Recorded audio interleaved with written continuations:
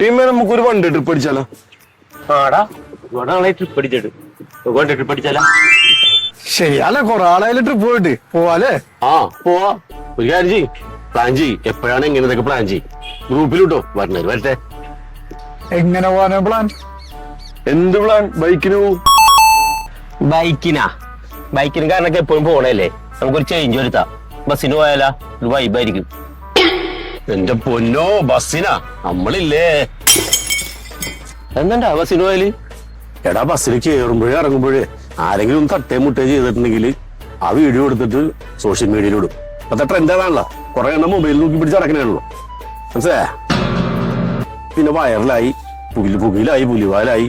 എന്തിനാവശ്യമില്ലാത്ത പരിപാടിക്ക് കേൾക്കണത്? അതൊക്കെ ഒരുത്തനെ കൊല കൊടുത്തത് നമ്മളില്ലേ.